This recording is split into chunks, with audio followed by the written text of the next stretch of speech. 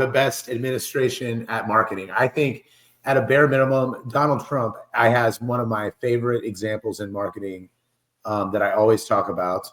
And it's that when he was first running, so the 2016, well, maybe not first, because I think he toyed with it a couple times, but in the 2016 election, he did this like brilliant, or someone on his team or whatever did this brilliant political marketing strategy where he basically drove like about 1,000 users using like an overseas like one of these like basically like traffic buying sources, but instead of having the link come through as www.nextlevel.com or whatever, nxtlm.com, instead of coming through that way, it came through as vote Donald Trump 2016.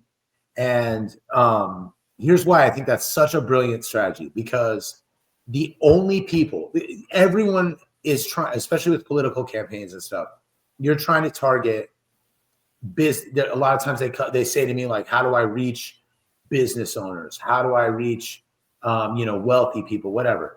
These people are typically managing their website. And the only people who would even notice that, especially at that time, were the business owners or like the marketing person who would go and be like, where did all this come from, and have to and report on it.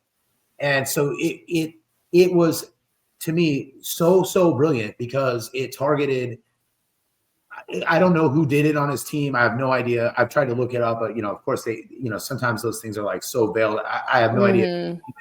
Like somebody just did it, maybe because sometimes people are just diehard fans. I have no idea, but it was really, really smart. And I think it reached a lot of people. Another favorite example of Donald Trump at marketing is they used, it was all during that Cambridge Analytica thing.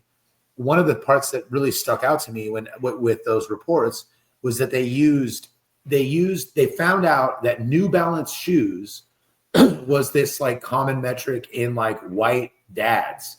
And again, it's like everyone's trying to reach these people, and they found like the one kind of common thing. So they targeted New Balance shoe people who buy New Balance shoes. And when you think about that in practice, that is like such a perfect thing. Like that is exactly who wears, especially again at that time, these like New Balance shoes. It's like my dad wears. And so like the idea, like, boomer dads or whatever, that's who they were trying to target, and they target them through New Balance shoes. And so I've long said that Donald Trump was, I think, one of my favorite marketing presidents. I mean, he just really, like, this from a marketing standpoint, whatever you think about his policies, as a marketer, he's very, very talented. I mean, he's like literally groundbreakingly talented. And then now with this like induction of, I also think Elon Musk is, I mean, his marketing ability is underrated. And I think, again, I don't know how I have kind of mixed feelings on Elon Musk as of late. Like me too. I don't love that he owns a company and is, obviously there's like, some conflict of interest here, but whatever, we could talk about that, but that's not what I want to talk about right now. What I want to say is, like, as a marketer, this guy is so smart, because him owning X, like all I see, like, it's like, is he trending all the time, or does he just make sure that he's trending? Is there like a memo that's like, make sure Elon Musk is trending? And the world will never know. Like, you know what I mean? If you go on X, he's always trending. Ahead of this meeting, what made me think about it was, like, ahead of this meeting, I was trying to see like what's trending on X, and he is all, like, everything is related to SpaceX, Tesla, Elon, literally his name. I just want to say, fingers crossed that there's a rocket going off today. I hope it goes off today. Oh yeah. Oh, okay. Because I have a senior dad trying to make it to senior night tomorrow, and if it doesn't go off today, it has to go off tomorrow. So I'm really hoping it goes off today. Oh, I was gonna say, because we see there's so many here that I know. Honestly, speaking of taking things for granted, is like, there's so many rocket launches, I can't keep track of them all. I know. Like, sometimes I just look up, I'm like, oh, sweet. We're in the middle of a game the other night, and we're like, rocket! Like, just in the middle of a game. Yeah. It was so casual. Pretty rad, though. pretty rad to live somewhere where you could take that kind of thing for granted. But anyways, all that to say, do you have any thoughts about this administration and their marketing? I do. Well, I think I do unfortunately want to commend the previous administration for the way that they, because they kind of took charge of like the marketing in terms of like TikTok. They really bought into like the influencers. But where I think the previous administration failed is that they were marketing to a bunch of high school kids who can't yet vote. So like you have this market, but like why? Because that's not the market that you're actually looking for this election. And then in terms of like the Trump administration, I feel as if they're playing chess while the Biden administration was playing checkers. And one of my favorite, I know it's random, but one of my favorite like chess moments of the Trump administration is there was a Kamala Harris HQ page, and they like disabled the page, and the 404 error page was like, "We have been unburdened by what has been undone." And that was like the one statement that Kamala always said. And I was like, that's like, whoever thought, like, there was probably like an intern's task, right? But like in every aspect that they infiltrate, or the previous administration infiltrated, they're just like, every avenue is like being like turned back to the way, you know what I mean? Like, yeah, absolutely.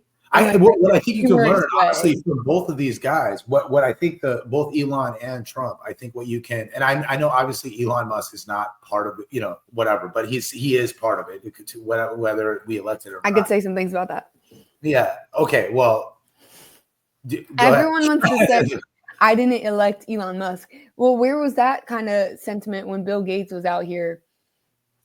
That's a pretty good disrupting all of the scenes. Like, I didn't vote for Bill Gates, and he got all the say on a lot of different aspects of a lot of things. So, it's kind of, I look at those very similar. Sure. And I mean, do I agree with everything Elon's saying right now? No. It is a little bit scary, I think. Like, that's what, just the amount of power. And it's like, at this point, we're kind of left to either trust that they were doing it. In my opinion, it feels like we're like left to kind of trust that everything was right on this side or everything's right over here. There's no like, I think it's very obvious that kind of both people have their own agenda.